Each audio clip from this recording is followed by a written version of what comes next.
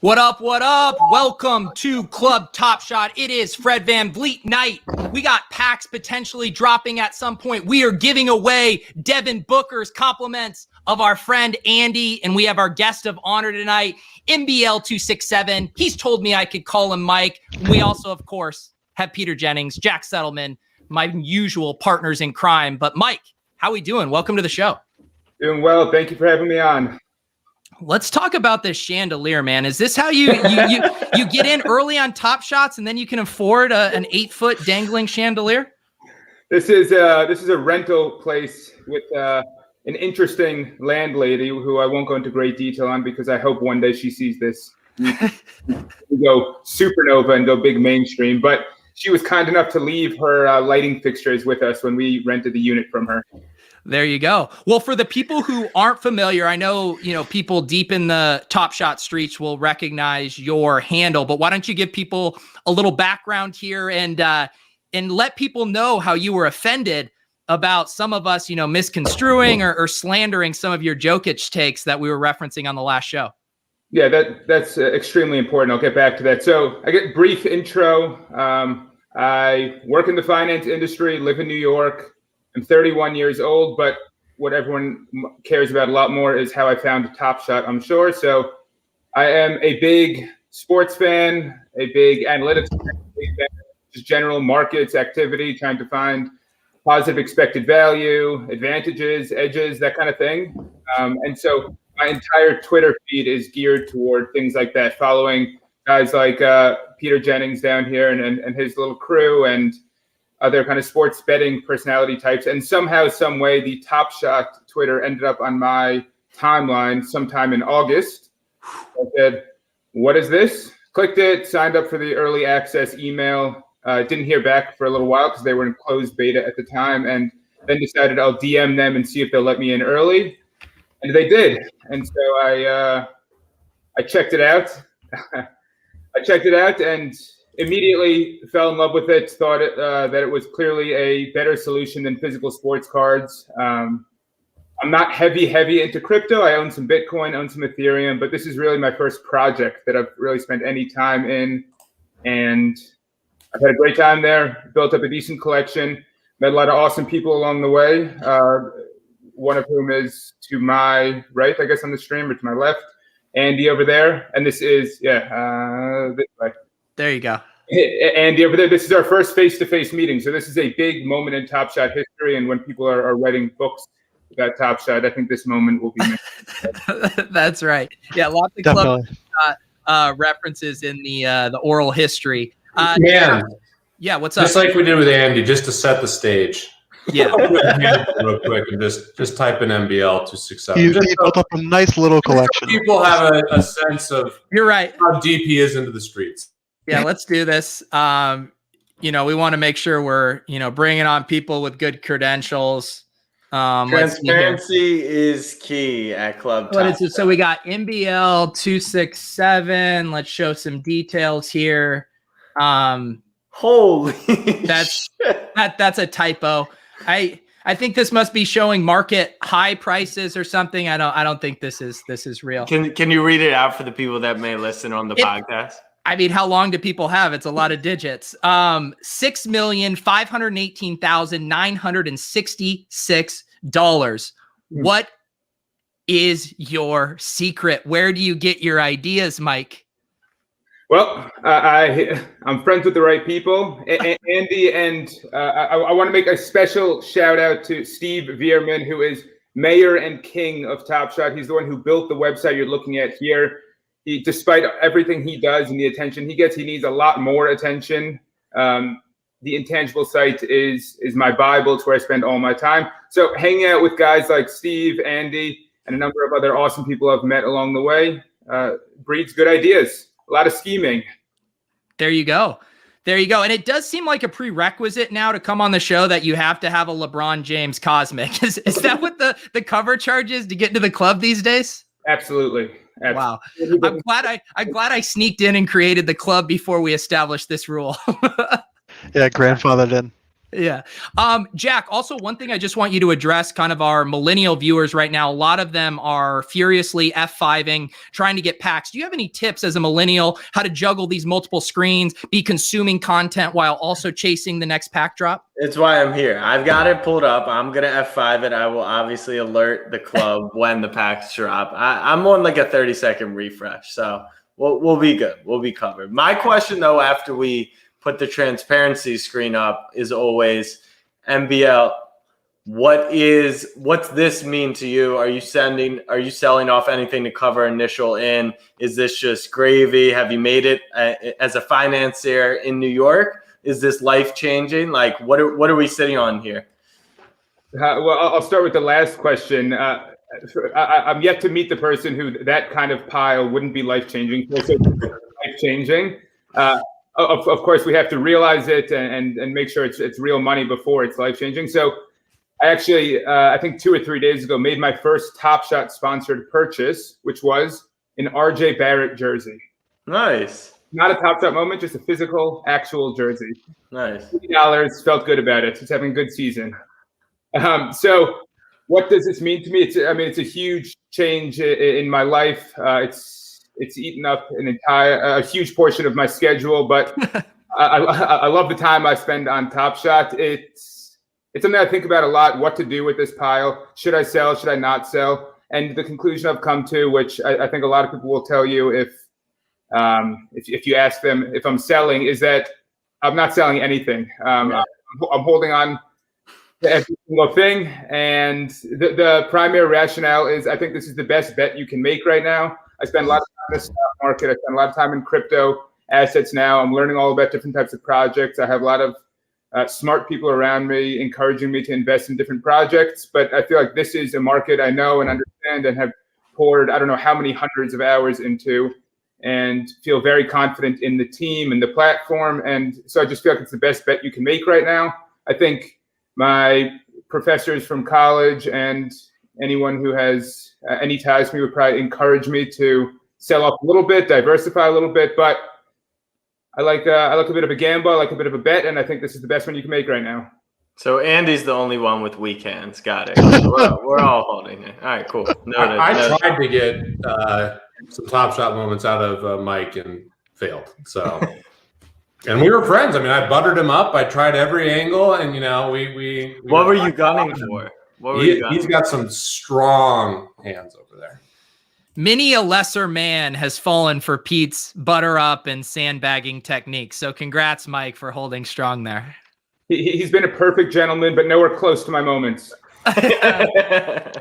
So let's circle back to this Jokic thing. We were talking about this the other night because he was coming off of that massive game against the Jazz, some movement in the MVP markets here. What is your position? I appreciate you giving me the platform to defend myself. I felt vulnerable and attacked the other night. So the history here is there's a 3-person chat that I have with Andy and Veerman. I'll keep going back to those names over and over because we spend a lot of time together and we have a great time together, and it's been a great ride with them. But probably 2 months ago, Andy, in his brilliance, was proclaiming how good Nikola Jokic is. And I agreed. I was like, he is absolutely incredible, but I think he has almost no chance to ever win an MVP.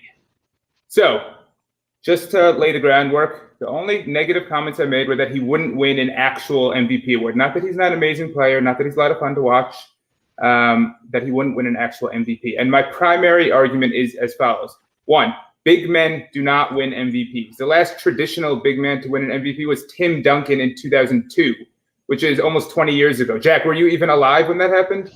Barely. Yeah, barely. big men do not win MVP. Secondly, he just doesn't put up the stats. And this is, again, before the season. He doesn't put up the stats. He can put up a 25, 11, and 6 stat line, and that's not going to be good enough when you have James Harden, LeBron James, Bradley Beal, Damian Lillard, Steph Curry, Giannis, all the usual suspects for MVP. And so basically what I said was he needs to average a triple-double, and the Nuggets need to win the West in order for him to have any reasonable chance at winning the MVP. And so I stand here today almost ready to eat crow, but almost strengthened in my position too. Jokic has done everything he could possibly do so far this season. He's shooting almost 40% from 3. He's averaging, 27 points, maybe 12 rebounds, 9 assists. And yet, if you look at the Vegas odds for who's going to win MVP this season, he is still 3rd. I don't think there's anything more he could be doing right now, but he's sitting behind LeBron James and behind Joel Embiid. So I feel validated in my view that it's going to be super, super difficult for him to win an MVP.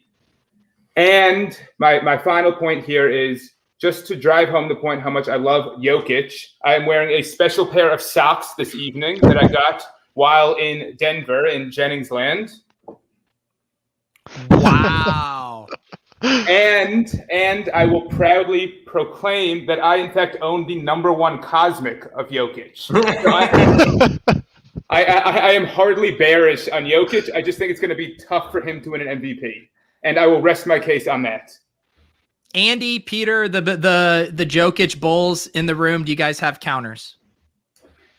I'll go first, sure. I mean, first of all, I think that was a well-articulated argument, and it's not as egregious as what I thought your take was. And kudos to you for not just pumping your bags, given you have nice exposure to Jokic. But, I mean, I think he's maybe the most fun player to watch. I know it's different, and I'm biased living here in Denver, but the passes he makes are just outrageous, and I think that's the most beautiful part of basketball is passing.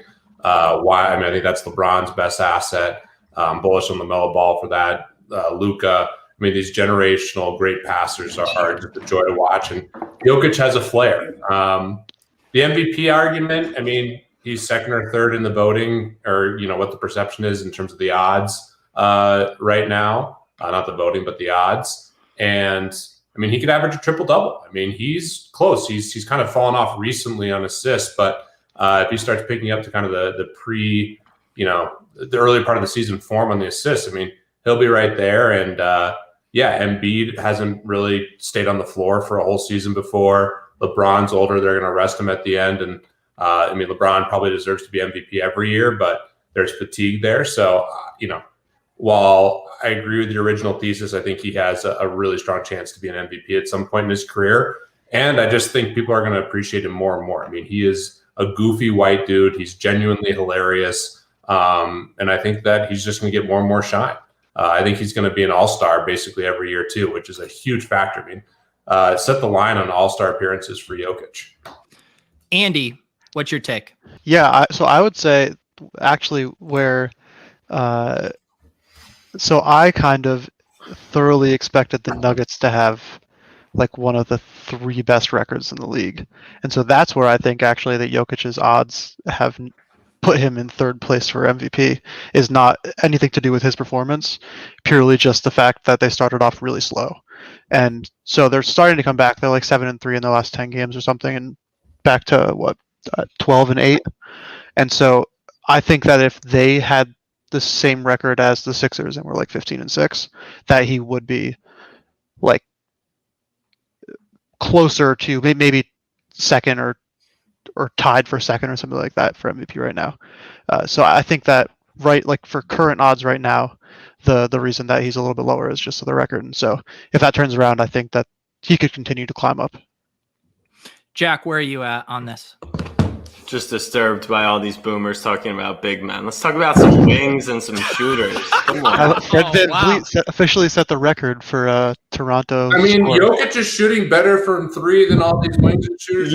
I actually think what's dangerous for them, and it's very early in the season, is Jokic and Embiid. If one's clearly not better than the other, they may cancel each other out and they'll give it to Durant. Look, we're 25 games in, so it's very early, but I think the appeal is the hype train behind KD coming off the Achilles is going to smash both of those guys. And I'm sure the Nets are going to be, top of the East. And to say Kevin Durant averaged 31 a game with Harden and Kyrie, it's going to be tough. So I think that KD's going to be the guy who could really end up there at the end of the season. LeBron, his numbers are actually down, which is weird. But yeah, Jokic and Embiid are awesome. Jokic is spectacular. All-stars, he could be, because of his play style, there's no reason he should slow down in the next 10 years. So he could be an all-star starter for 10 straight years. But the NBA and the media is obsessed with wings and guards. So I also, another conversation that I heard was, boiling up in the private group chats here is a discussion, and I know everyone's chomping at the bit for Top Shot talk. So let's get in the weeds here. Cosmics versus Holos. It sounds like you guys have had some debates like this. Why don't we let Andy open up the floor this time and we can go from there? All right, yeah. So this is a good one, and I will say that it's between the people kind of before a larger group got into TopShot, like back a few months ago. I think it was a pretty split vote when you would talk to a lot of the more OG TopShot guys who were spending serious money on the site, between Holo and Cosmic. And so it's been interesting to me to see that with a lot of the new people coming in, it seems like Cosmic has kind of taken the current pole position for, the most valuable legendary pack, basically. But I am still very bullish on Holos, and I do think that they are long-term going to be the most valuable legendary packs, and it is almost exclusively, and it's funny because MBL's reasoning is that what my point is why they're not going to be, but it is almost exclusively because they are recurring. It is 100% within TopShot's best monetary interest for Holo Moments to be the most valuable legendary, because they're going to keep printing them and keep advertising them, and they're going to want people to keep buying them over and over and over again. And so way more advertising and celebrity power and all these different things will go into Holo Moments than Cosmic Moments, because and then also someone who comes in starts You're breaking up a little bit, Andy. my internet's been pretty bad for a couple days. If it keeps happening, I'll switch to my phone. I think you're back now. My laptop. Okay. Where'd you guys lose me? Some nonsense about Dapper promoting Holos. Oh yeah, it's within their best monetary interest, because they're going to be way more, and so they can have a much more liquid market and a lot more secondary sales and a lot more pack sales, and so they have every reason to want to support Holos as being the most valuable legendary. And then also I think that having reoccurring packs will encourage new people who come in and to see Holos coming out to go back and look at the first round of Holos and want to get Holos from Series 1. And then lastly, Holo LeBron is rarer than Cosmic LeBron. And so it's just the best LeBron moment right now. And I know no one disagrees, but I stand by that fully. And so whichever one has the best rarest LeBron moment, in my opinion, is going to end up being the one that wins out. Mike? Okay. This is a debate we've had with each other a few times. So Andy and I we both know each other's positions well here. I'll try to hit your points, and then I'll introduce some of my own. So I hear your point that Dapper is incentivized to make Holo this all-knowing and beautiful legendary set. Unfortunately, though, it's people like Jennings and Settleman and Pete over here who dictate the market prices, not Usman, not Roham, not Allen. It's going to be the market buyers that set the price eventually. So while I hear your point that it's in Dapper's best interest to make Holo the sexiest set, unfortunately, I think that it'll be the market that determines that. One of your other points is about LeBron being rarer. I think in all fairness, this debate should be about the players who have comparable edition sizes in the same set. Cosmic doesn't have a reward. Holo had 6 different rewards. So each of those 6 players have fewer in circulation than any Cosmic or any other Holo. So I think it's reasonable to say that LeBron Holo is perhaps equal to, or not in my view, equal to or potentially greater than LeBron Cosmic. I would not trade my LeBron Cosmic for a LeBron Holo, just for the record. Okay, things I like better about Cosmic than Holo. And now, because I was given advance notice, I have some notes. Oh, look at you. Oh, wow. Prepared. 1, I have a lot of Holos and a lot of Cosmics, so I have no desire to sway people one or the other than just getting people on my side and being part of Team MBL over Team Andy. This is not a shilling. This is not a shilling exercise. I will read aloud now from the Cosmic description on the set pages. An exclusive Series 1 set only available for pre-sale to those lucky hoops diehards on our fan panel. This NBA TopShot set celebrates the best the game has to offer and is a heartfelt thank you to the dedicated community that provided invaluable feedback as we launched NBA TopShot. Now, I am new to the collectible space. I am new to NFT land. I am new to a lot of things here. I'm not new to the idea that founders' sets of things and first editions of things are held in a much higher esteem than other things. And to me, that description reads as, we are telling you this is the founder set. This is the OG legendary set. This is the first one. It was decided among the fan panel, the earliest of early users, well before I arrived or you arrived or anyone else arrived. And it is a special set. And the reason I went for Cosmic originally, and we're going to spiral out of control here into 8 other conversations, but when I joined, one of the questions I asked, and one that you see many, many, many new users asking, is what about oversupply? What if Usman wants a new house and he just decides, let's print out 35 new sets next week? A lot of revenue for Dapper, that'd be great. My view on the best defense against that is to find unique assets. And so I think Cosmics will never be used again. They are non-recurring. So circling back to your point, Andy, it'll be a one-time set, 1,470 Cosmics ever in circulation. And for me, that is a nice defense against oversupply risk. Cosmics are always Cosmics. I think similar line of thinking applies to Series 1 in general, but Cosmics are this special set with a very constrained resource. And one thing that I can't stand thinking about is roll this forward 10 years, 12 years down the line, and someone's describing their LeBron James Holo, and someone has to clarify which LeBron James Holo they're talking about. Oh, it's the dunk one. Oh, is it the dunk from Series 2 or Series 3 or Series 8 or 9? Oh, it's that one from the first series. Oh, which is it? Send me a picture of that versus LeBron James Cosmic. End of discussion. And to me, that carries a lot of weight. That's exciting. It was the biggest risk that anyone could take, coming in and paying $230 for a brand new pack with 50 users at the time. And I think that carries a lot of weight and is an exciting thing. And my final point is that it's out of 49. And I just think out of 49 looks a lot better and more differentiated than anything, a 50 edition set or anything higher than that. And I think they did that intentionally to differentiate it. Pete, Jack. Go ahead, Jennings.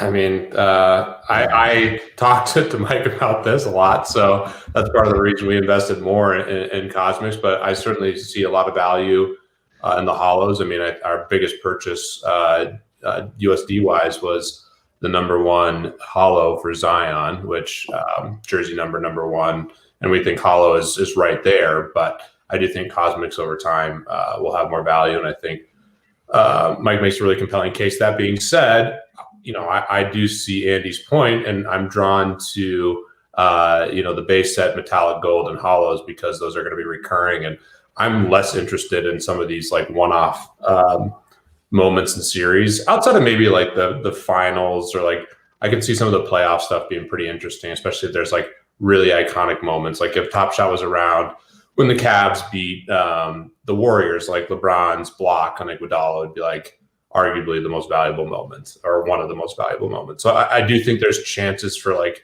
specifically finals or like very iconic playoff moments to be valuable, but I'm not that bullish on like cool cats and the lace them up type stuff. I think going forward, you're going to want base metallic gold and Holo. I'd say that the Holos will be the most liquid and traded, but I think the Cosmic will be the most rare. So if you own a Holo, you'll be able to sell it pretty easily because you're going to have so much data from future sets, past sets. You're going to be able to compare it to base, metallic. Cosmic to me, it just seems like a completely different category. And I think you only see a LeBron Cosmic sold once every 6 months or 3 months potentially in the future, but it'll bring in the highest price. Now, when you talk about other Cosmics lower down, the problem for me is a lot of players have both the Cosmic and Holo. And to me, it's going to be like, well, what came first? Which I know, Andy, the Holo was minted first, but the Cosmic was released first, right? So that, I mean, just within that, it's its own debate. But I just think it's going to be Cosmic for me. And it's also like Cosmic is sick as fuck. Like Cosmic, like we're going to the fucking moon with Elon Musk type shit. Like first, it's going to be a Cosmic something, right? Exactly. And it's going to be displayed on fucking Jupiter or Mars or wherever is livable. So I go Cosmic. But I think Holo will be, traded a ton, and it might be better to own a Holo because it could be tough to sell Cosmics. Let's move down the price ladder. The chat is getting restless. They, 99.9% of the people don't have access to these. Let's move down to another tier that I've been interested in, partly because we've heard about how they might be burning moments from the Western Conference Finals and Eastern Conference Finals sets. That was the rumor that I had heard. Andy and NBL, do you guys have any takes on this? Those were out of 999, but it sounds like it actually could be far less once the moments are burned that weren't distributed in packs. Andy, you want it? Go for it. I want to see if I can pull up the data of actually how many are set to be burned. On intangible, yeah. Yeah, give me 1 second. I'm gonna look. Veerman shout out number 4. Yeah. Okay, so essentially the situation was as follows. As we all know, we are in beta, and so as a result of that, Dabra is testing a lot of different strategies. And for both the Eastern Conference Finals and Western Conference Finals, they decided to try the following. They released way more packs than they thought would reasonably sell given the user base and the demand at the time. And they minted them up to 999 each on the Eastern Conference and Western Conference Finals sets, and said that these are going to be up for sale for 1 week each. And whatever isn't sold, we're going to pull those packs and burn the set-specific moments. So if there are base moments in those sets, which there were, those I believe will be put back into circulation. They won't be burned. But the actual rare moments, the Western Conference Finals and the Eastern Conference Finals that weren't pulled in packs or that are not sitting in unopened packs, which there are some, will be burned. And I don't believe they've been burned yet. Andy can probably tell me. He knows how to look at the blockchain the way I do not know how. But I don't believe they've been burned yet, but they will be burned. And so for each of them, Andy, do you have the numbers up? No, that part of intangible is down for maintenance right now. Okay. We got Luigi guy in the chat. I don't know if Luigi knows. He knows what's up. Luigi knows what's up. 4,051 Western Conference Final moments burned, 6,511 Eastern Conference Final. Yeah, I would have guessed more Western Conference Finals be burned, but something like that. There's something between, let's call it 30 to 60% of each of them that'll ultimately be in circulation. Okay. And so what do you guys think? Do you think that the burning is priced into the market right now? I know the site, I believe I heard them say that they're going to have some kind of burn notice or some kind of listing that helps identify that. That has to help drive kind of the scarcity and how people perceive the value of those moments, right? I don't think that it is very much so. I think that most people just don't care. They look at the slash number and decide that's how many there are and that's how rare it should be. But I'm going to pull up, and then my main reason thinking like that is you think about, say you have like the 3 LeBron out of 1,000 moments, and they all generally follow a pretty similar price most of the time, and they're all totally different actual circulating supplies. And I think people just go, oh, these LeBron moments should all be around the same price because they're all LeBron moments out of 1,000. And so I think that for most cutting out again. We're getting robot Andy. Okay, so I'm gonna look.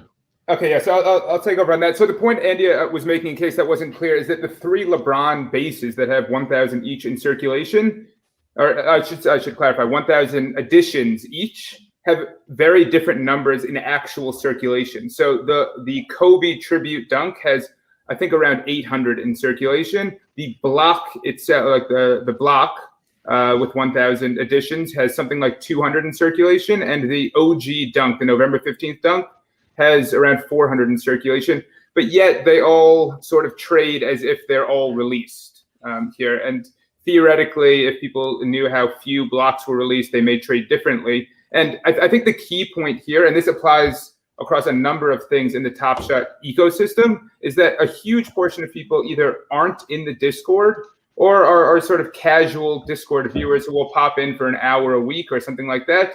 And all the information they have is what's available on the website. And nowhere on the website does it say that there's going to be fewer than 999 of these ever available to the user base.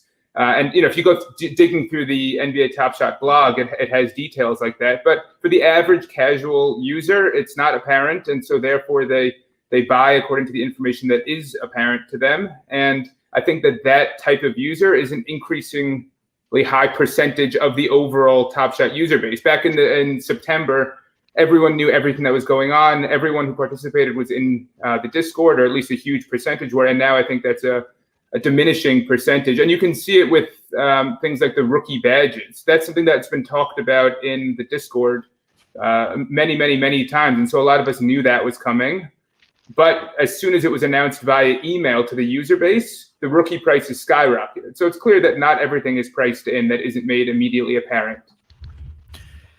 Jack, I know, let's continue to move down the price ladder. Obviously, Cool Cats has been a very hot topic of conversation this week. We got an announcement about a master challenge, which I believe will help prop up the kind of longer term value for some of these Cool Cats right now, where people initially expected them to kind of plummet. Where are you at with the Cool Cats challenge as far as it being, positive EV to complete, how you think the prices might move, and also what you think the ultimate Luka valuation might be based on how many total completions we get? Yeah, I didn't dive as much into the Cool Cats, but I think it's an interesting dynamic with now they can kind of decide what once again becomes relevant, which is why some people don't like the challenges, because we expected these things to kind of fall off a cliff, and now they have added importance. And now, we have had one super challenge before, but are they all going to look the same? Are you going to need, 20 Cool Cats? Are you going to need 200 Cool Cats? Like, I'm sure Andy and Mike know a lot more than I do about this specific challenge, but I think it's what makes the challenges interesting. And if I'm not mistaken, I don't want to go back to the Cosmic Hollow conversation, but were some of the Hollows challenge related?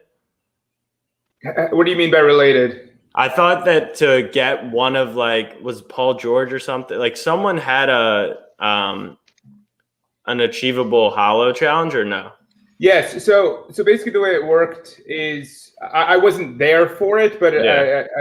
I know how it worked. There were two different Hollow drops in Series 1. There was Hollow 1 and Hollow 2. Hollow 1 had 27 moments, and those 27 moments were randomly divided into 3 different challenges, the rewards for which were LeBron, Trey, and Damian Lillard. Gotcha. And then the second set of Hollows had 27 other that were split into 3 different challenges, which were Paul George, Chris Paul, and Ja Morant. Gotcha. Yeah, so I think because of that, that's why I think Cosmic is just so steady and so uniform across the board. But that's why with challenges, it's so interesting. Like I've said before, I thought challenges were not going to be my thing. I just did them to kind of try them out, and then they ended up going up in value. But Cool Cats is the first one that's ever been to the massive, massive group of people that have joined. So you guys do the numbers, you calculate it all. I'll lean on you to say what's the EV here. Pete, do you have any Cool Cats takes? I know it sounds like you are just in general kind of down on everything that's not premium.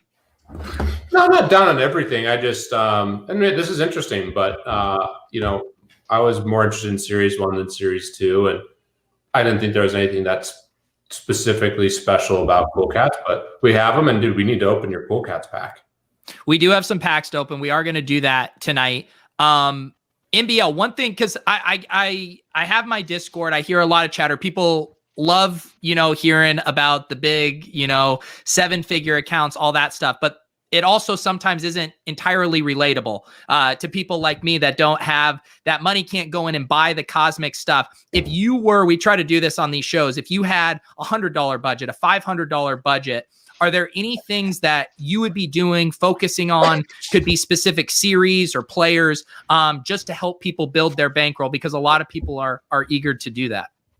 Yeah, absolutely. So I definitely dabble in the base set, and similar to what Jennings was saying before, I think the base set, the MGLE set, and the Holo set are kind of the core sets of the platform. Their art on their sets are sort of consistent. It's sort of dapper telling us these are the normal recurring sets, but I've actually made a much better return on my base moment investments than I did on MGLE or Cosmic or anything else. And even though Cosmic carries clout and gets you the tables at the club, the base moments are where there's a lot of return available. So what I like to do is I like Series 1 personally, and it goes back to kind of trying to avoid or limit risk. Series 2 is a complete unknown at this point. There are a lot of CC moments that who knows where those edition sizes will end up. There are a ton of unreleased sets, legendary, rare, bases. I don't know how the user base is going to grow over the next 4 months while the NBA season plays out. So I just really don't know what to expect. Series 1 is a lockbox. I know exactly how many moments there are. I know what the sets are. I know how they've traded historically. I know who owns a lot of them. And so for me, I still focus on Series 1, with one exception, which is Kevin Durant in Series 2, and that's because he doesn't really have a Series 1 moment. There are a few other people who fall into that same category, John Wall, DeMarcus Cousins. But largely my strategy, if I had $100, would be filter for Series 1 and sort by ascending price, and stop when you hit someone whose name you recognize or who you believe has greater potential in the future. And so I've actually done this a few times recently, and the names that stood out to me were Aaron Gordon, Victor Oladipo, trying to remember who else. I went, yeah, go ahead. I was going to say, I'll put this disclaimer out many times over. I own a lot of stuff all over the place, so please don't take anything I am saying as shilling my moments. But those are a few things that I've bought recently in the $40 to $45 range. An Oladipo Series 1, Aaron Gordon Series 1, and I can't remember who else. There's one other person around that price range. And sorry, Jack, go ahead. No, I was going to say late last night, I kind of went through the marketplace because I know a lot of people have been watching and listening, hoping to get in that $100 range. And with the four of you guys on, I think it'd be a good exercise, and I think it'd be really fun. I made a whole list of different options in that range, and we can kind of talk through them if that's cool with our Lord Mans. Wow. You went from not knowing Mans to referring to him as the Lord Mans. Of course. I think this sounds great. What do you got? Right. Let me try and pull this up. I'll also add real quick before we dive into this. Yeah. I based on my implied market cap stuff that I have, I was looking at all of the LeBron playoff moments from Series 1, excluding his legendary finals moment, because it's a little bit different in my opinion. If you're looking at around 500 LeBron Western Conference Finals moments, I think that it is the burn is appropriately priced in to his value. If you're looking at more like 600 or 650, he would be trading at about a 30% above market rate compared to his other playoff moments. Awesome. Just to give a little more data there. Appreciate that. All right, let's pull up Jack's screen here. Is it? I have the packs up. Okay. All right. Cool. So first one on my list was Paul George. So he last night was at 95, and it looks like he's all the way down to 78. So he has 4,000 moments, but that is kind of his. That's his only one with a big print, and it's from Series 1. He's priced at $80, and for an all-star and a guy who's playing, like an all-star starter this season, I just felt like if you were going to make the jump right into a more rare, you got to make a large jump, and this is going to be the commodity that's kind of traded on PG. What do you guys think about Paul George? Pete, we haven't heard from you recently. What's your PG take? I mean, I'm a PG truther, so I'm a bit biased. Obviously, last year was really disappointing. I've always been a huge fan of his game. I think, if you like to hoop, he has some of the best footwork out there. So smooth. Obviously, the injury was devastating, but, those Pacer days when he was battling LeBron, I mean, he really made a name for himself. So ton of respect for Paul George outside of how he handled the adversity. I mean, I have no issue with him playing horrible. I mean, that stinks. I mean, that's not what you want to see in big moments, but I had more issue with kind of the blame he gave Doc Rivers.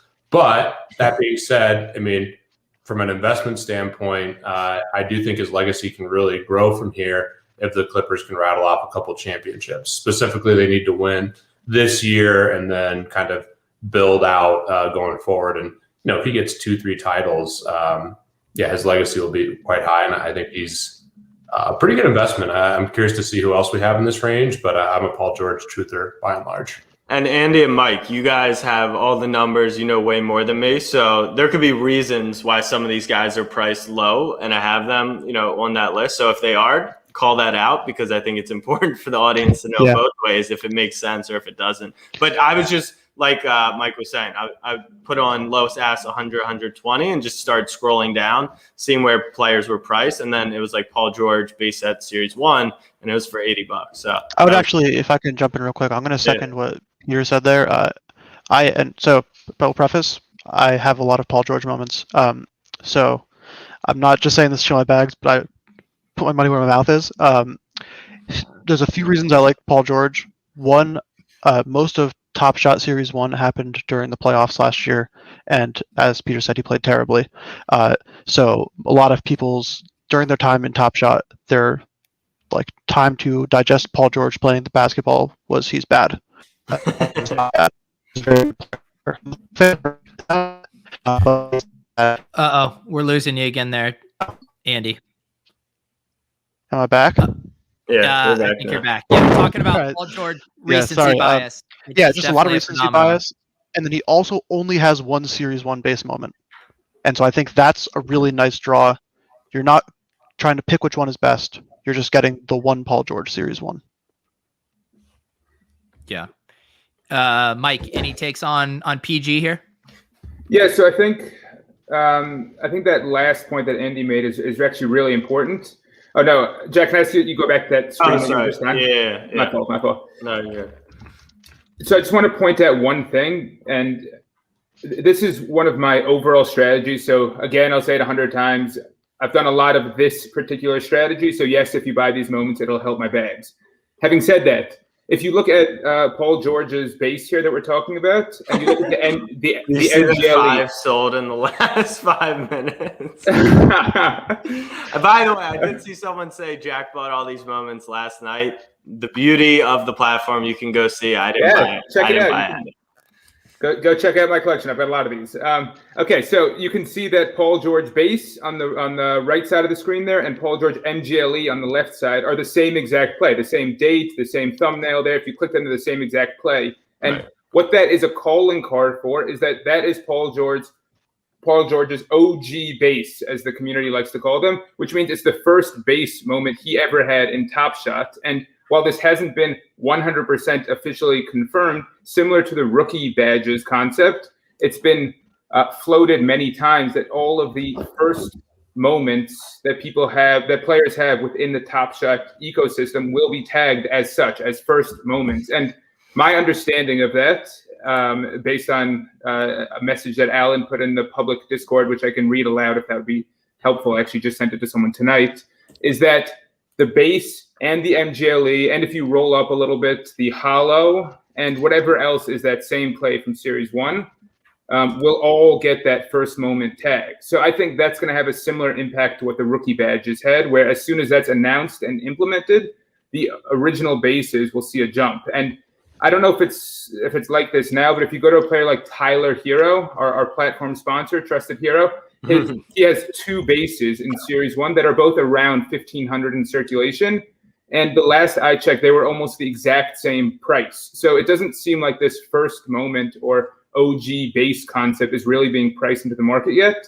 And again, I'll highlight that it may not come to fruition. It's something that's been talked about, but not yet confirmed. But I do think that's an interesting angle right now to focus on original bases. And just to bring this all to a head, the original base moment is always the one that is the exact same play as the MGLE from Series 1, if you're trying to find them. It's not that straightforward of a process, but just match the play. Yeah. Cool. Jack, do you have any of these other guys now realizing the great responsibility you have between trying to identify undervalued guys / pumping the bags that you just bought last night? All right, let's see what I have next. This was a buy low opportunity, I felt like. And honestly, he has dropped even more last night.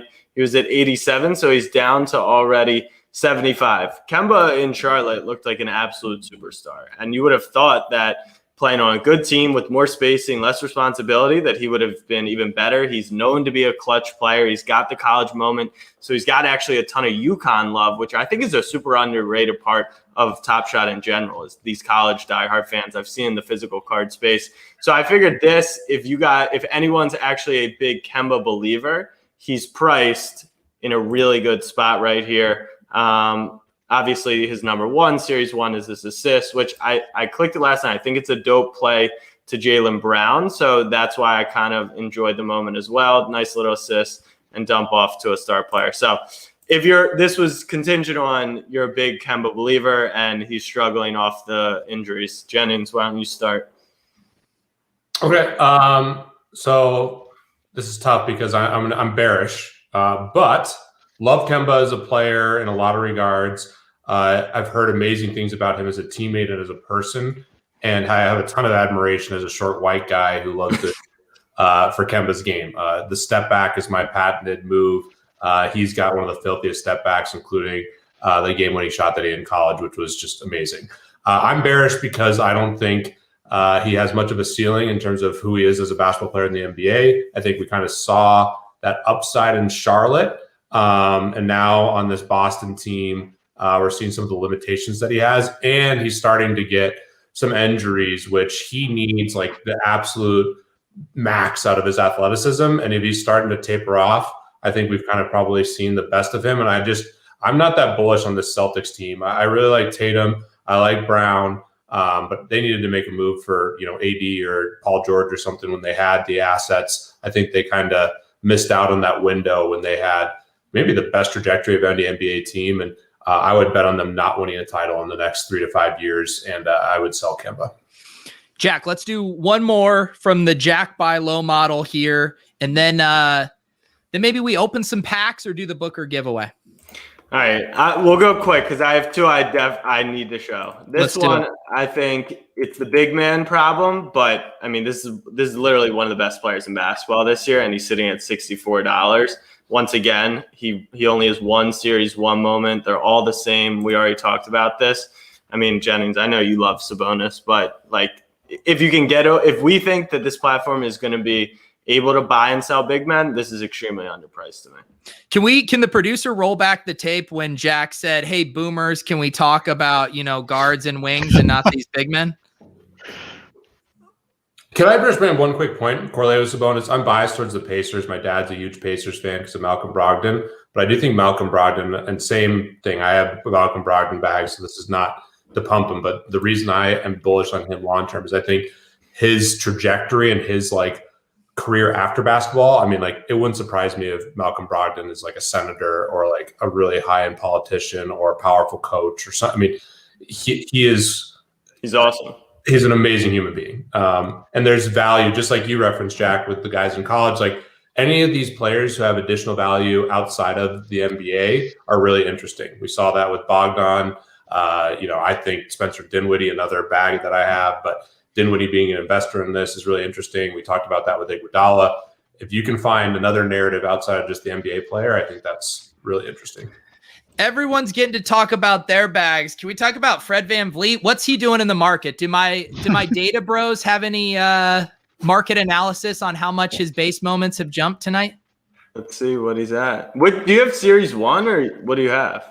The gifts I've been receiving are mainly from Series 2. I did buy number 6 of the With the Strip, but But yeah, I need to expand my portfolio, but it's going to be tougher to do after tonight. When I was on Crypto Slam, I did see some Van Vliets coming off the board right as their game was ending. So I think you got a little pump. And I mean, look, you are a large shareholder in the Series 2 Van Vliet. So tip the bouncer on the way out if anyone wants to give Pete his I'm little hodling FVVs. though. We're not pump and dumping here. We're taking Fred Van Vliet collection to 500. That's what we're doing here.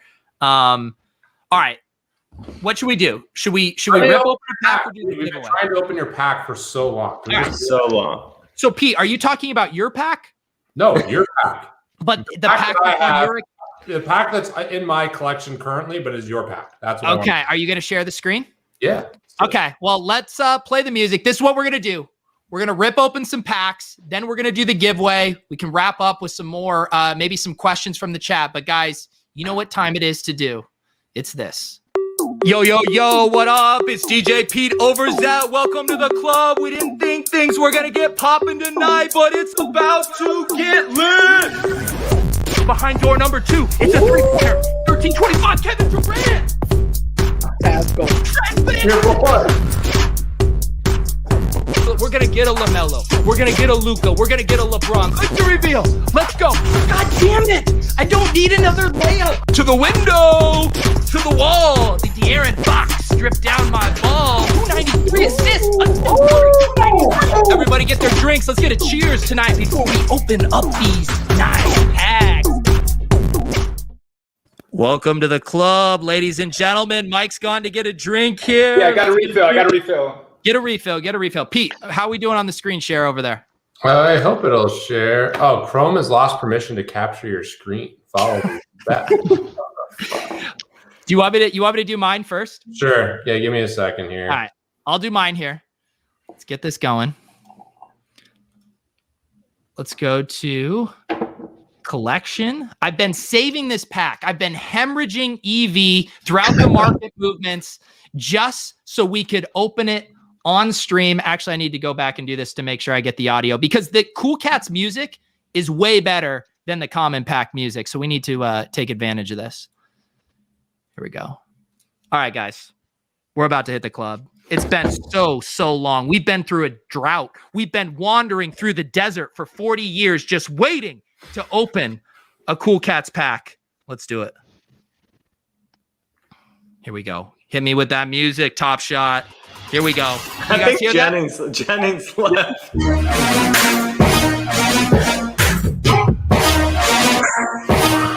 Oh shit, Cool Cats drop. Let's go. We got 5 here. Click to reveal. Common 7259. We got a De'Aaron Fox. The infamous sweat dropped down my balls. De'Aaron Fox. Let's get Pete back in this stream. Pete, the club is going off. You're about to have a baby in 2 weeks, Pete. Let's go. On to number 2. We love you, De'Aaron Fox, but we have our eyes set on bigger moments. Common 3880. It's a dunk from Lonnie Walker, the board. Imagine the look on Lonnie Walker the third, Lonnie Walker the second, and the original Lonnie Walker when they saw that dunk. Let's go, Lonnie. Click to reveal number 3. Could we be getting a Cool Cat or must we wait? Common 2116 is a layup from Anthony Edwards. I don't know if you guys heard, but these guys are going to be getting the rookie tag. That rookie tag isn't fully baked into the market. We're getting it low. Anthony Edwards, let's go. Out of 4,000 LE. 2 to go. 1 Cool Cat. 1 mystery box. Quick to reveal. Common 4528. It's a block. It's in there. Junior. Ooh. Sorry, LeBron. You know what? These guys can have their LeBron cosmics. All I need is my Derrick Jones Jr. block on LeBron. That's going to be the moment that goes to the moon. 1 more. What do we got? Behind door number 5. Let's go. Common 1206. What a serial, Patrick. Another rook in the house. Dude, are we checking IDs at the door? Patrick Williams? Anthony Edwards? Are these guys even 21? What is going on?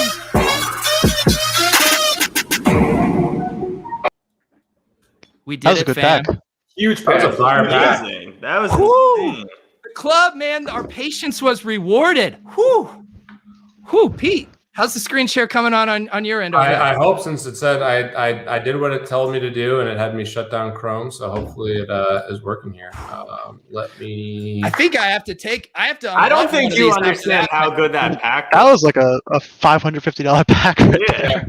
Big pack. You don't think I realize how good this pack is? Cheers to that pack. Let's get a little drink to that pack. That was solid. That was a nice pack. For the record, in case anyone's doubting, this is not water. This is a vodka soda.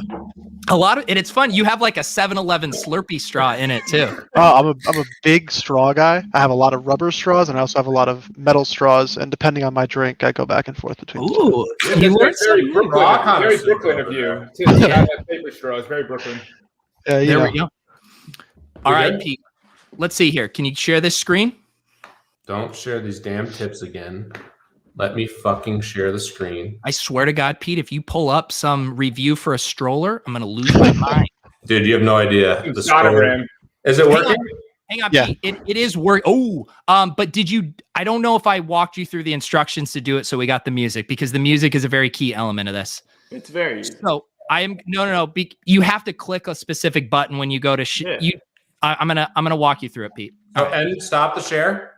I just stopped the share. Hit go to share screen, and then do Chrome tab instead of Chrome application, and make sure you select the box that says include audio. Share audio, right? Yep. Yeah. Okay. Are we good? Okay. Yes, I see the audio. Oh, we are good, Pete. All right, buddy. Here we go. Oh, how are you feeling lucky right now? You just had a. Oh, I'm feeling real lucky. Wait, I'm confused. Did you already have a Cool Cats pack and now you're getting another one? Who, me? Yeah. This is a pack. Whose was the last one? That was my pack. All right, man. You gotta do the announcing here, but this is all you. Top number 2. Where do you want me to go with this? I can barely hear you. Yeah, you gotta turn. You gotta start at the top left. It's all good. The people know what's up. Sometimes you go in the club and you can't hear people talk. It's Derek Jones Jr. blocks. You can never have too many Derek Jr. Jones blocks. Let's go. Number 2, Peter. Peter's clicking down. He doesn't go in chronological order. It's a DeMar DeRozan. Nobody wants water. I feel like we got a LeBron base moment up in here. Let's go.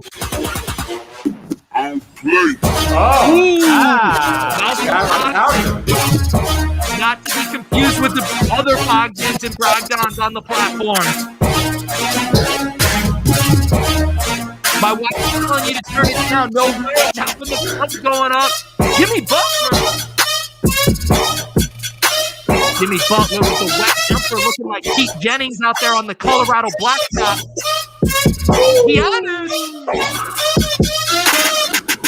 Giannis, there we go. What tier are we looking at there, Pete?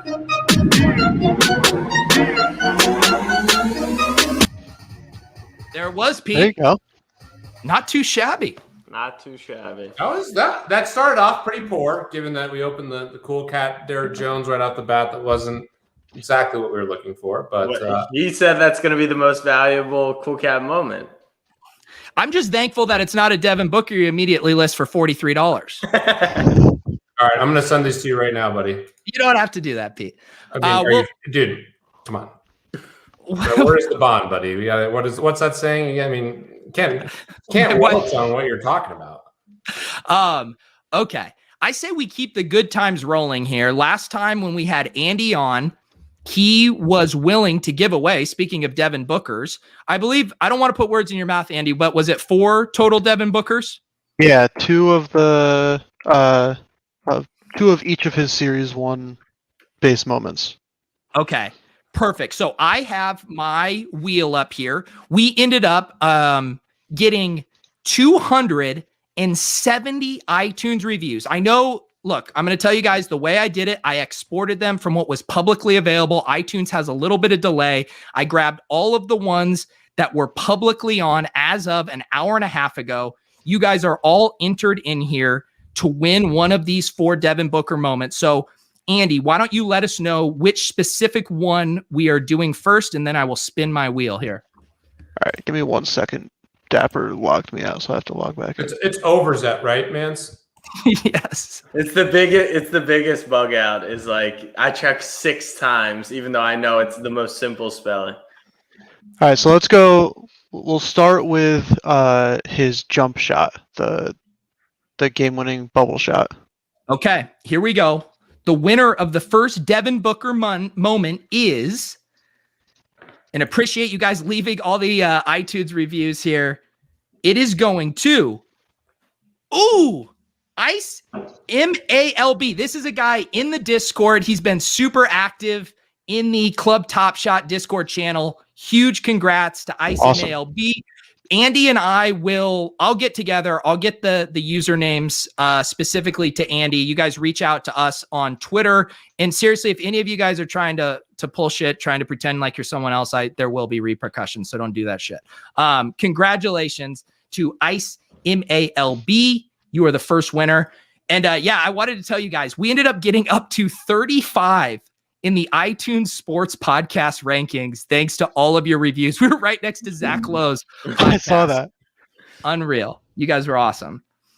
Number 2 here. Big money. Wait, before this comes up, I'll throw in a Paul George for whoever wins this one. Oh my goodness, we just doubled it.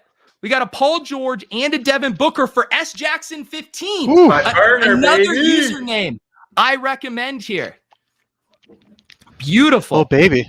S Jackson 15, you just got a Paul George from Mike and a Devin Booker. What was that Devin Booker one, Andy, we just did?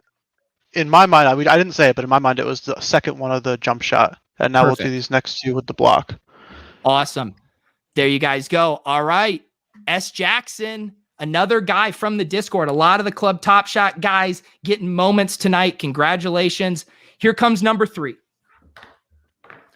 Number 3, and which Devin Booker is this, Andy? This is his block, which is his first moment, first base moment. The first moment. It is C-Co10. Congratulations. Hit us up on Twitter. We will get you your Devin Booker moment. Thank you for leaving an iTunes review. Let's do the final. All right, so let's make this one a little bit fun. Let's do it. This is not within my best interest, but let's make this one a good serial number. So this is going to be number 94 out of 1358. So you're getting a 2-digit serial number here. This is big. The club is going up. Andy is feeling generous. The poor guy could sell that and upgrade his internet, and instead he is giving this out to you guys. Thank you, Andy. Let's see who's the proud recipient of a top 100 serial here. Andy giving it out. Ooh, I think I recognize Josh here. No, Zaxby. It's Zaxby, another guy from the Club Top Shot Discord. Zaxby, look at this. Good crew here. Zaxby's a good dude. You are the proud owner of a top 100 Devin Booker moment. So everyone, round of applause for Andy and Mike for giving away some moments here. Much appreciated, guys. You made that super fun. I want to add in a little bit. I haven't done much. I'll do another Paul George for the first and third person. Also, How about we do a new giveaway? another drawing? Yeah, we fine, can whatever. we can also do another giveaway. Okay. Let's do another. I think this is good. I'll save my stuff. Let me Yeah, know. we can build a giveaway. We can build. I'm afraid though that I might promote something that Peter doesn't want me to promote in the giveaway. I don't think he realized that it was like the Club Top Shot podcast. I thought it was a self-serving. You thought it was just like Yeah. your Instagram. I Yeah. thought Pete was doing something. No. Yeah, I was trying to boost Whatever you my want to do, buddy. You're the Instagram best. followers. I said we get more people in the Discord. I think it'd be fun to have more people in the Discord. Your Discord. Pete, do you know this, Pete? In the Club Top Shot Discord, there's now not only a Jack emoji, but there's a CSU Ram 88 emoji. How am I not in this freaking Discord? I don't know. Where's Maybe my invite, dude? it's a long trip from your ivory tower down to the Discord. Where's my freaking invite, dude? We'll get you in there. All right. Okay. This is what we're going to do. NBL, should we do one more tonight off of this one, or do we want to build a new one? I think we build. I'm a builder. You're the boss. Whatever you want. I go, Jack's my giveaway guru.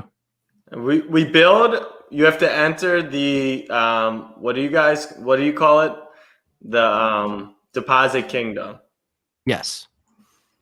Deposit Kingdom Discord. And, But Jack, and obviously follow MBL. I need to make a preface, though. I will say this. Everyone, the toxicity within the general TopShot Discord is through the roof.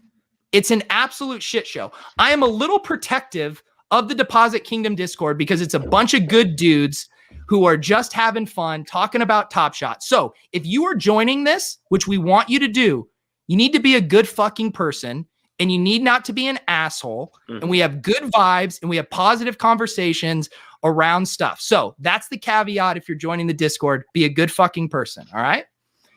With that said, Jack, Don't how be we doing? self-serving. Don't do anything that would be, in your own. It's the community, right, Pete? It's the community. It's the community. Even if you happen to have a LeBron Cosmic, you don't go in there and just start pumping it.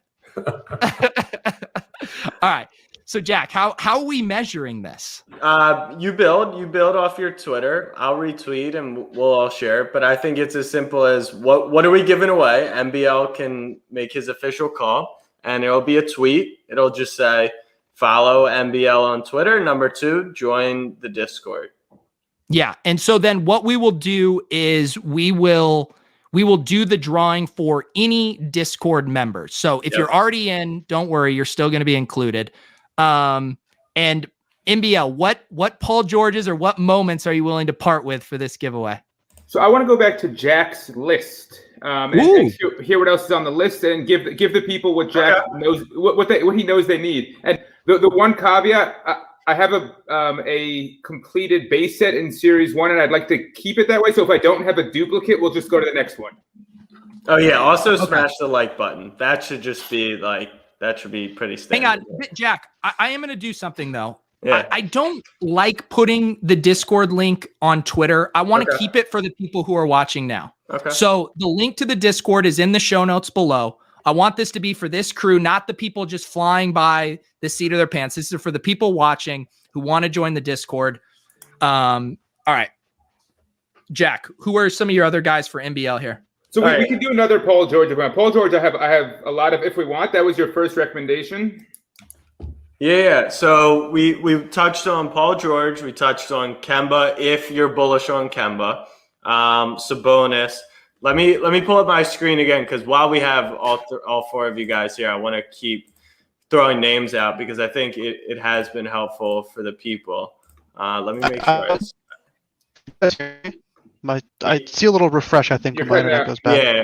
Okay. So as you guys can see, I'm on this. I'm trying to check for everyone. But the next person I had on the list, hopefully this loads, was Brandon Ingram. So had a great year last year. All right, let me take a look.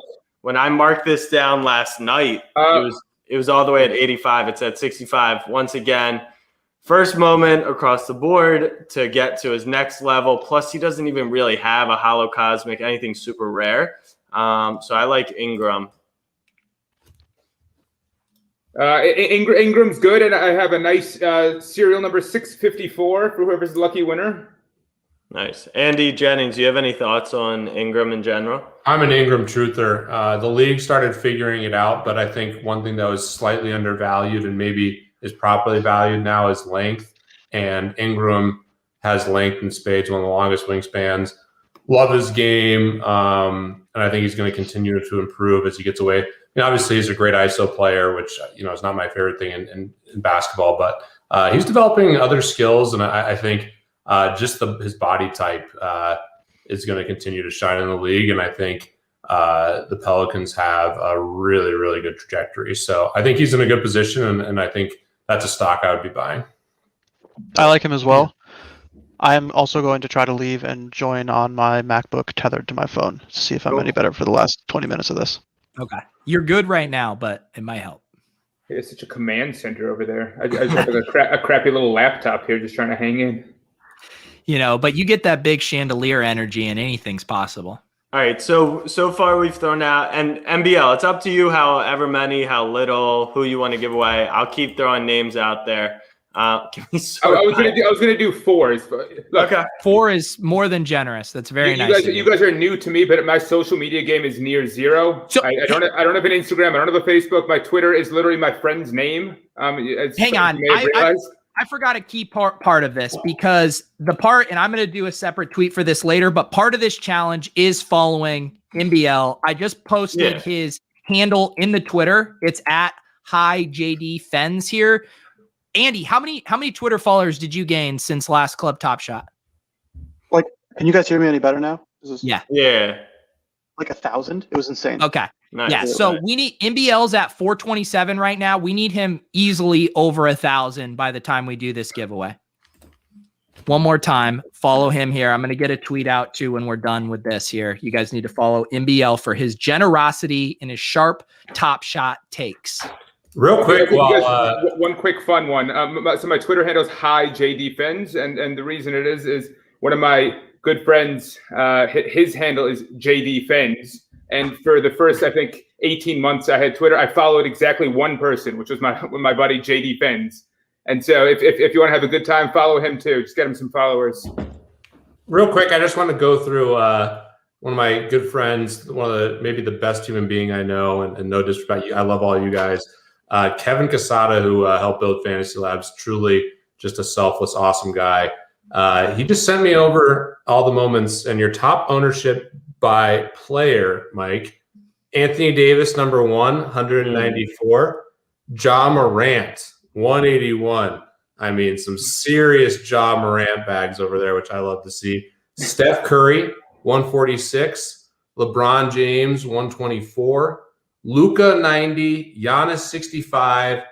Kyrie, 61. Zion, 60. Harden, 52. RJ Barrett, 38. Vince Carter, 36. You're on an Aaron Gordon spree, it looks like. 35. Marcus Smart, 34. Paul George, 31. Tatum, 29. Pretty good list right there. Just to clarify this for the people watching, the giveaway is follow Mike on Twitter and join the Club Top Shot Discord. Not the fake Club Top Shot. What's the fake one? Like the real one that's extremely toxic. Right. No, that's the official general Top Shot Discord, which shout out to the mods doing the Lord's work in there, but we can actually have productive conversation in the Club Top Shot Discord. Mike is a referee in there. Are you, Mike? What has been your experience overall in there? Like, are you able to see some good in it, or is it just off the rails? Well, I mean, it's actually fascinating. A month ago, it was a beautiful, comfortable, pleasant environment. And since then, we've added, I don't know how many, 25,000 users. And you run the numbers, you pick 25,000 people off the internet, and you'll get some people who prefer to create havoc and a sort of chaotic environment over a nice, comfortable escape from everyday life and work. And it's a bit of a pain in the butt, but we have been encouraged by the leadership of Dapper and Top Shot to kick and ban and DM people as needed. And so, we've tried to clean it up, but the challenge is it's growing extremely quickly. So we're trying to do our best, but it's a tough environment right now. And I think 99.5% of people have good intentions and are doing good things, but it's the loud, constantly posting 0.5% that unfortunately take over the channels, and we're doing our best, but it's an uphill battle. It is crazy how that works. I've noticed that too, Jack. I don't know, from being online permanently, it's like you can have so much good stuff happen, and then you have one asshole or one person and it ruins and sours the whole experience. And I've tried to untangle the psychology of that. I'm like, how am I allowing this to outweigh everything else? But I feel like it's just human nature for that to happen. It is. I've talked to so many people who are like big time influencers, big time NBA players, and they'll go through DMs. And you can imagine for every one person that's like, you fucking suck, you're the worst, I hate you, there's 99 people who are saying you're the greatest player of all time, you're the coolest, I love your content, all that stuff. It's human nature. It's as simple as that. Yeah. But yeah, we really appreciate you doing the giveaway, being in there in the general Top Shot channel, trying to spread the gospel of the good stuff going on here and not the shit stuff. So definitely appreciate you doing that. Pete, you doing all right, man? I know we got to get you out of here in a sec. Oh, I'm fine. Okay. I told Ashley already asked me what time the club, what time my exit from the club's going to be. So I'm fine. I got 15 minutes or so. Ashley the other night didn't seem too happy when she learned you from Twitter that you were going to be in the club. You got to give her that news yourself. She was not happy. I mean, we got the nursery, we got all this shit. I mean, it's just. Andy, how you mentioned on Twitter your girlfriend. How does she feel about the whole Top Shot biz? I mean, she likes it more now that it's been pretty successful than she did maybe a few months ago. But no, she's pretty supportive of everything as much as I joke about it on Twitter. And she thinks it's funny that this is what I now do with my evenings sometimes as opposed to playing video games. There you go. Yeah. All right, Jack. Anything else on the club Top Shot to-dos tonight? Any other topics? We can take some questions from the chat. Yeah, I need a fourth giveaway. Yeah, I mean, I have a couple more names on my list if we just want to breeze through them. I'm down to do it. Over the last 10 minutes, with Andy and Mike watching, maybe the three of us go shopping as promised. But one guy I think Jennings touched on it earlier, which is outside of the actual sport. Huge podcast, got his own wine, super smooth player. I have already said I'm super bearish on the Blazers guards just because they never really reached the finals. I don't see them going to the finals in a Western Conference like this. But CJ McCollum for $50 all the way down here. Plus, what I showed a lot of players who maybe didn't have rare moments. I think what's cool is he does have a rare, so there can be hype around him. And he's super fun to watch. He was balling. Plus, you get a little buy low because he got nicked up about a week ago. So I like CJ at $50. It's on the list. I got three. If we want a fourth one, we can do it, or we can figure it out offline if we want to use the remaining 10 minutes for something else. Perfect. Yeah, so we will figure that out for our next club Top Shot. I don't know when the next club Top Shot is going to be. I think Jack, you might be traveling this weekend. I know things are getting busy. We have the Super Bowl, so we'll figure it out. But I would just say don't get attached to the club going up every 2 nights. Okay. It's not a sustainable pace, but we are having fun with it here. Pete, how are you going to be able to juggle Top Shot as a father? Well, Ashley's watching right now. She just sent me the I text message.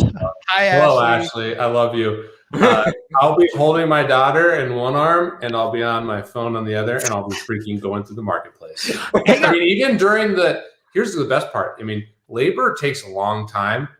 I mean, I'll bring some things for Ashley to do during that stretch of time, but I'm going to be on the marketplace. So I'm covered, Pete, that's great. I've been meaning to ask you because you got LASIK. First of all, how long were you without being able to have screen time? And did you find yourself going through withdrawals?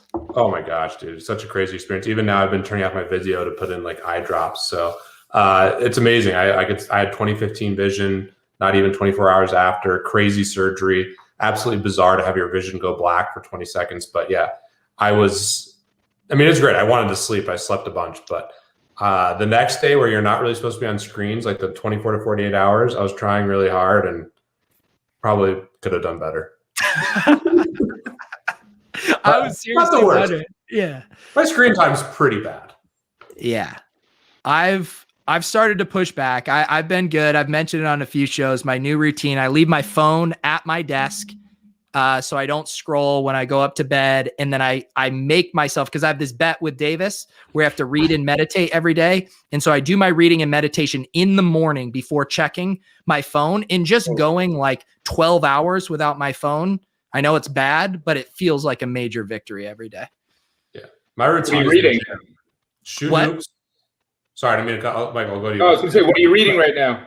So right now we're actually doing, so Davis and I, and not Tyler Hero, but fellow Miami professional athlete Patrick Laird, we're doing a book club. We've done a few of these, and we are reading a book called Radical Markets, which I feel like Bitcoin and Ethereum heads would actually enjoy. Just a way of rethinking how things are done vis-a-vis, commerce, democracy, capitalism, and they have some interesting ideas in there. So yeah, we're going to be having an episode about that book club if anyone wants to read along. Yeah, find a way to get off the screens though. I mean, everyone's in here. The gym's my happy place. The sauna, I'm a big sauna guy. I'm so jealous you can go to the sauna. Yeah, getting the sauna in the house. I mean, come on, you got it. I mean, once these Fred Van Vliet screens, and I want to one self-serving question, Andy. I mean, how do you possibly stay off the screens with all the DeFi stuff you're doing? Because I am on all this DeFi stuff nonstop right now, and it's. I saw that Terra tab on your browser. I see what's going on over there. I've been in Terra for a while, man. Honestly, the answer is I don't really. I've always been a computer screen guy. I mean, like I studied computer engineering in college, and so I was like writing code late at night, and then I play a lot of video games, so I'm like computer a lot. But I go to the gym a lot, and so that helps. Do you hoop? I used to back a long time ago when I was lighter and a little more limber. Now I just weightlift. I've been thinking about trying to get back into like playing basketball and all that, but there's not really. Oh no, we're losing Andy. We all need to. Hopefully, we'll have a Top Shot day where we're all playing basketball. But I didn't mean to get us off the road. I don't know if Weston's talking to me or you, Pete. How tall are you, and what's your game like? Meet me in Brooklyn, and I'll put 40 on you. That's the my defense is worse than Trae Young, so that's definitely happening. Oh no. The one thing I will say is never get in a shooting prop with Peter. He'll get mad at me for killing his action, but he's just too good of a shooter. I was just about to bet Andy a freaking LeBron Cosmic on a shooting prop. I used to have a really nice shot. One of my buddies, I think, is still watching this. He could attest to that, but it's been a while. I would not take that bet now. One thing maybe is to wrap up on, Andy, and I want to get your take on this, and Mike too. We're now seeing an explosion in the overall NFT world, beyond Top Shots. And Andy, I know you've been tweeting about it. Mike, I don't know if you've been in these streets as much, but with the hash masks, stuff like this going on, tell us a little bit about that, because I'm getting intrigued. I'm seeing people I know, our buddy David Kitchen, who was on here, First Club Top Shot. He's been diving in. What's the sales pitch for getting into digital art beyond NBA moments? Yeah, if I can keep my internet for a second, I'll see if I can give a pitch. Sorry for that again, guys. The storm in New York has been pretty rough, so my internet's been bad for a couple days. But so I think the general pitch is basically that digital art is art, and just as much as a painting is art, and some people are going to disagree with me on that, but I believe it to be true, and I think a lot of people do. And then as we become a more and more digital society, especially with younger generations, like basically my age and younger, I don't care if something's on my computer or if it's hanging on my wall. If anything, it's probably better for me to have it on my computer than hanging on my wall. And so people still want to buy and appreciate art and appreciate scarcity. And so hash masks happened a couple days ago, and they sold $10 million worth in 3 days. And we're losing you again, Andy. Yeah, I guess really, really short, because I don't know how much longer I have. You're back. Digital scarcity and collectibles have been around for the entirety of time, and people always want to buy and collect things that are rare. And so our entire society is moving online, so why wouldn't these things also move online? And NFTs like Top Shot are a great example of that in a really cool real world use case, but art is just as much so an example of that. Mike, have you been in the expanding NFT world at all? Or are you sticking close to your Top Shots?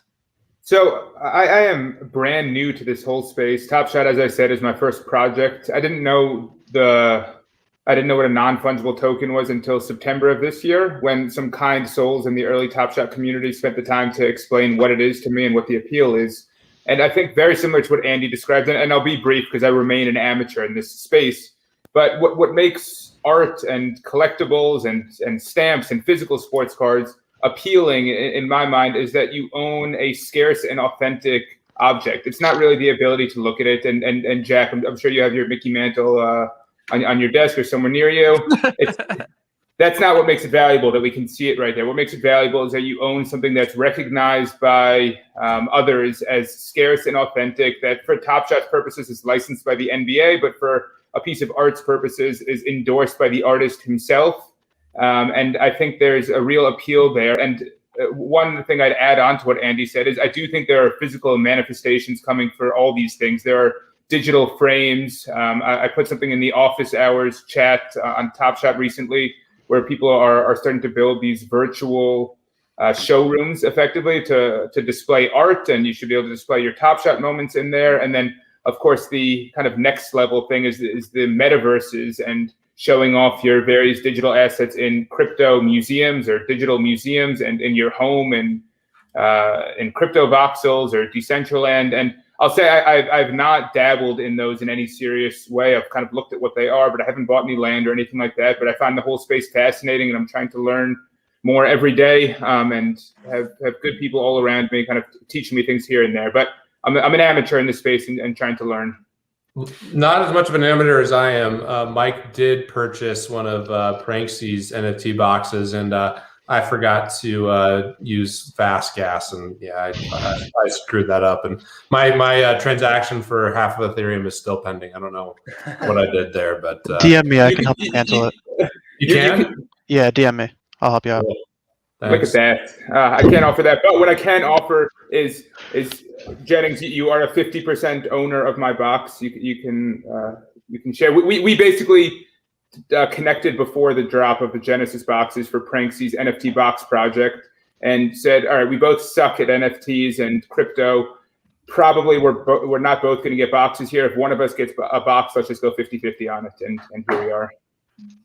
Yeah, I ended up going in with Kitchen on one of the Pranksy boxes. So I do have, and I just got set up on OpenSea today. Eric, who's been making TopShot art, he made me a Fred VanVleet art. He already tokenized and sent it to me on there. It's super fun and addicting once you get your toes wet in there. And I saw someone ask here, Andy, I don't know if he said, someone said, who is good to follow to learn about the NFT space? I've been trying to add to a TopShot and NFT Twitter list. But if you have any other good names that are kind of must follows, maybe toss those out now. Yeah, honestly, a lot of them are TopShot OGs as well. Like Pranksy, who's been around.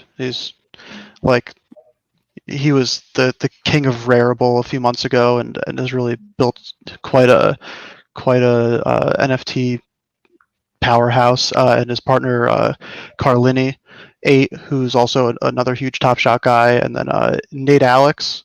He just launched a new product. Uh-oh. We lost you, Andy. Science now. I can tell when you've lost me. Just nothing I can do about it. But yeah, Nate Alex is a really, really smart dude. Just launched a new project called Tiny Box, and he's tweeting about NFTs all the time. Jimmy, I think he might have some numbers in his name. I think the I is a 1. He's another TopShot guy who's really deep in the NFT space. This is what I will say. I have, like I said, I've started creating that list. I am going to huddle with Andy after and make sure that any important people that I don't have on my list are in there. And then you guys can scroll through some of the public lists there for some good NFT follows. So we'll get those going. Yeah, I want to interject just real quick too. Yeah. One of the best follows in all of crypto. He does get into NFTs. I'm an LP in his fund. Was really early on OpenSea. It's a big position. Nick Tomino at NT Money, brilliant. Just the person that I believe in maybe the most in the whole crypto space. I think he's been a huge part of it. One of the first people at Coinbase and has done all these things. He's someone who's really trying to create utility and just a big believer in everything there. So really good follow. I just dropped his link in there. He was already on my NFT Twitter list, and his most recent tweet is, "What should I ask Mark Cuban tomorrow?" So sounds like you might get some good NFT content. He's got a cool like full day setup of just all these really cool people in the space for an LP day. So shout out to Nick. All right. We are going to land this plane. Mike is up to 590 followers. I'm pasting the link again here, and then I'm going to tweet it out when we're done. You guys, to be part of this giveaway, you need to follow Mike. We really appreciate him coming on. Mike, anything else that you would like to plug? Let the good people know about TopShot. Any other final thoughts? I'll spend all my promotional time saying Veerman has created the Intangible website. There are many, many ways to give back. On the Intangible homepage, there's a TopShot account at Intangible, and you can gift him a moment. He'll appreciate any moment. He's got, I think, an Ethereum address up there, or just DM him a thank you. He'll appreciate that. But I can't say it enough. I think that his tool has really helped TopShot reach the next level, to be a collector and just be able to get a quick snapshot of your collection's value, and is extremely valuable. It was featured on Fox. Rohan mentioned it on Clubhouse the other night. And I think that he doesn't get enough love for it. So all my promotional time goes to Veerman. Give him all your love. Yeah, that tool is just awesome. Anyone who's been in, TopShot for more than a week has already stumbled upon that tool and spent a lot of time on it. So shout out to Veerman. Andy, huge shout out again, man, for giving away your Bookers. Really appreciate it. Anything else you'd like people to check out? Your hash masks? What do you want to plug? No, I mean, I'm just happy to be here. I'll double down on what MBL said. I've been trying to get Steve to monetize his site for months. I've been bothering him to, and he refuses because he has more important things to do, like make the site better, which just shows how good of a guy he is. And just shout out to everyone who's here. This is a lot of fun. I'm happy to be back. Happy to keep doing this. I think the whole point of crypto is microtransactions, and if he literally charged 1 cent per refresh, he would probably own multiple of my LeBron moments. So I'm all for it. He should monetize it. He should monetize it through some cryptocurrency form. I think that would be cool. Pete, what do you got? Anything to go out on here? Oh, just so much fun. A lot of jokes, but so much fun with you guys, and super happy that Mike was able to come on. He's been by far the most helpful person for me, just learning about TopShot and the community. And it's honestly the best thing about this whole thing. I mean, I know there's a lot of volatility and just, as disruption happens, there's a lot of things going on. And, whatever happens financially, I'm okay with, because, the relationships that are happening here are just, hopefully lifelong, and I'm super appreciative of them. So thanks to Mike and Andy. Learn more from you every day. Hopefully you guys are mainstays in Club TopShot. I think you guys got VIP tables here anytime you want to come in. For sure. All right. So here's the deal, guys. We don't know when the next Club TopShot will be. I promise you, if you want to go back and watch some of the old ones, lots of good evergreen nuggets in there. If you want the audio version, we are up on iTunes, all that good stuff, link down below. If you're new to the Discord, hop in there. Lots of good people. I see it's already popping off with the new people. We'll circle back with Mike, figure out when we are doing that next giveaway. And otherwise, yeah, we appreciate you guys. Have fun in the markets. Have fun trading. Hopefully we get a pack drop soon. We will be back eventually. Be good to each other, guys. We'll see you next time.